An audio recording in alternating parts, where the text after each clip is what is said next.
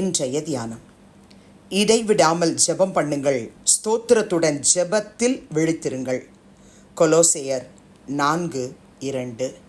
ஆண்டவரும் இரட்சகருமாகிய இயேசு கிறிஸ்துவின் நாமத்தினாலே இந்த காலை வேளையிலே இன்றைய தியான நிகழ்ச்சியின் வாயிலாக உங்கள் ஒவ்வொருவரையும் சந்திப்பதில் நான் கிறிஸ்துவுக்குள் மிக்க மகிழ்ச்சி அடைகிறேன். பிரியமானவர்களே, அப்போஸ்தலனாகிய பவுல் கொலோசேய சபையாருக்கு எழுதுகிறதான இந்த நிருபத்தில் இடைவிடாமல் ஜெபம் பண்ணுங்கள் என்று எழுதுகிறார். ஸ்தோத்திரத்துடன் ஜெபத்தில் விழித்திருங்கள் என்று எழுதுகிறார். இடைவிடாமல் ஜெபம் பண்ணணும். அந்த ஜெபத்தையும் எப்படி செய்யணுன்றார்னா, ஸ்தோத்திரத்துடன் ஜெபம் பண்ணுங்க, அந்த ஜெபத்தில் விழித்திருங்கள். என் அன்பு சகோதர சகோதரிகளே, இடைவிடாமல் ஜெபம் பண்ணணும். கர்த்தாவே, என்னால் ஒரு நிமிஷம் கூட ஜெபிக்க முடியல, 5 நிமிஷம் ஜெபிக்க முடியலை, 1/4 மணி நேரம் ஜெபிக்க முடியல, என்னால் 1 மணி நேரம் ஜெபிக்க முடியலை, ஆனால் இடைவிடாமல் எப்படி நான் ஜெபம் பண்ணுறது அப்படின்னு சொல்லி நம்முடைய உள் மனதில் ஒரு அங்கலாய்ப்போடு கூட இந்த வசனத்தை நீங்கள் வாசிக்கலாம். இடைவிடாமல் எப்படி ஜெபம் பண்ணுறது? கர்த்தருடைய பிள்ளைகளே, உட்காரும் பொழுது, எழுந்திருக்கும் பொழுது, நடக்கும் பொழுது அடிக்கடி நீங்கள் நெகேமியா புத்தகத்தை வாசித்து பாருங்கள்.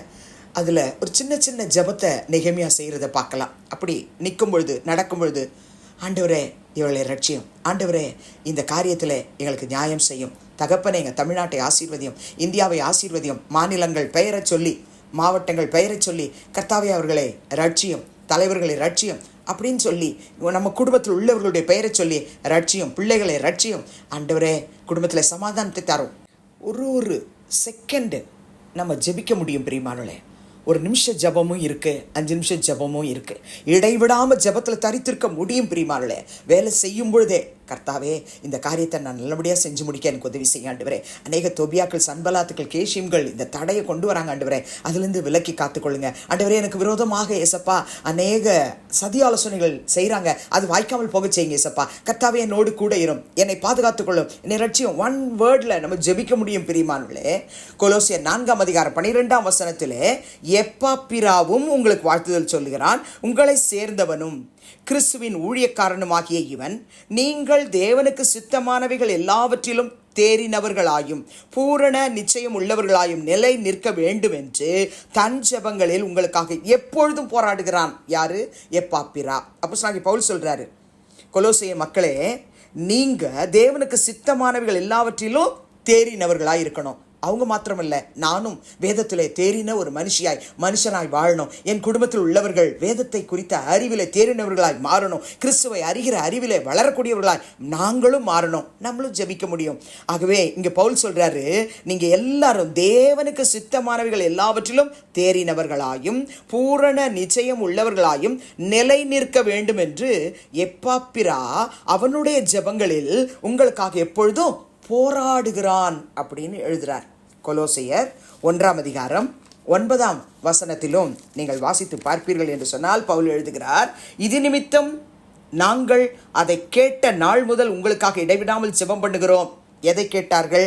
என் அன்பு சகோதர சகோதரிகளே, 1 வரைக்கும் நீங்கள் வாசித்து பார்த்து பிறகு இது நிமித்தம் நாங்கள் அதை கேட்ட நாள் முதல் உங்களுக்காக இடைவிடாமல் ஜெபம் பண்ணுகிறோம்னு பவுல் சொன்னாரே, அதே போல நாமும் ஜெபிக்க போகிறோம். நீங்கள் எல்லா ஞானத்தோடும். யாருக்காக இங்கே இந்த ஜெபம் ஏறெடுக்கப்படுதுன்னா, கொலோசைய மக்களுக்காக. இப்போ நம்ம குடும்பத்திற்காக, நம்ம சிநேகிதர்களுக்காக, நம்முடைய அயலகத்தாருக்காக, நம்ம யாரெல்லாம் சந்திக்கிறோமோ அவங்களுக்காக, நம்ம தேசத்துக்காக, கர்த்தருடைய பிள்ளைகளுக்காக, ஊழியர்களுக்காக, விசுவாச மக்கள் மாத்திரமல்ல, உலகத்தில் உள்ள எல்லா ஜாதியினர், எல்லா இனத்தவர், எல்லா மொழியினருக்காக, அவங்க எல்லாரும் எல்லா ஞானத்தோடும் ஆவிக்குரிய விவேகத்தோடும் அவருடைய சித்தத்தை அறிகிற அறிவினால் நிரப்பப்படணும்னு வேண்டுதல் செய்ய வேண்டும் என்று வேதம் சொல்லிக் கொடுக்கிறது. பிரியமானவர்களே, தெசலோனிக்கேய சபை மக்களுக்கு எழுதும் பொழுது 1 தெசலோனிக்கேயர் 5:17 ஆகிய வசனத்தில் பவுல் எழுதுகிறார், இடைவிடாமல் ஜெபம் பண்ணுங்கள், எல்லாவற்றிலேயும் ஸ்தோத்திரம் செய்யுங்கள், அப்படி செய்வதே கிறிஸ்து இயேசுவுக்குள் உங்களை குறித்து தேவனுடைய சித்தமாயிருக்கிறது. அப்போ இன்றைக்கு கர்த்தர் ஒரு காரியத்தை நமக்கு மீண்டுமாக வலியுறுத்துகிறார், இடைவிடாமல் ஜெபம் பண்ணுங்கள். பவுல் எபேசியருக்கு எழுதின நிருபம் 6:18 சொல்லும்பொழுது சொல்கிறார், எந்த சமயத்திலும் சகலவிதமான வேண்டுதலோடும் விண்ணப்பத்தோடும் ஆவியினாலே ஜெபம் பண்ணி அதன் பொருட்டு மிகுந்த மன உறுதியோடும் சகல பரிசுத்தவான்களுக்காகவும் பண்ணும் வேண்டுதலோடும் விழித்து கொண்டிருங்கள்.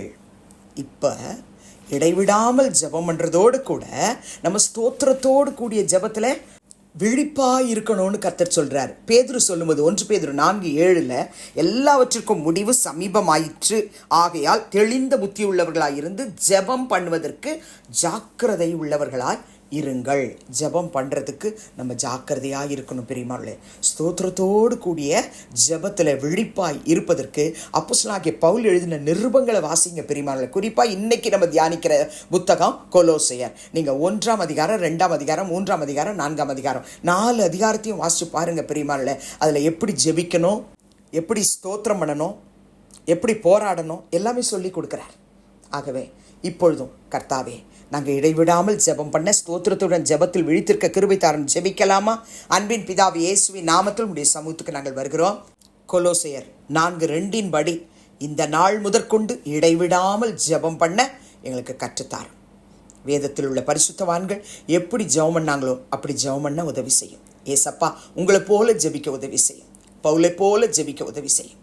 எப்பொழுதும் இடைவிடாமல் ஜெபம் பண்ண ஸ்தோத்திரத்துடன் ஜெபத்தில் விழித்திருக்க கற்றுத்தாரும் என்று வேண்டுகிறோம். ஏசப்பா, முகத்தை நோக்கி பார்த்து ஜெபிப்பதற்கு நீரே எங்களுக்கு சொல்லித்தாரும். ஆசீர்வதி. இயேசுவின் நாமத்தில் பிதாவே, ஆமென். கிறிஸ்துவுக்குள் பிரியமானவர்களே, இந்த நாளில் கர்த்தர் தாமே உங்களோடு கூட இருப்பாராக, உங்களை ஆசீர்வதிப்பாராக, உங்களை நடத்துவாராக. ஆமென்.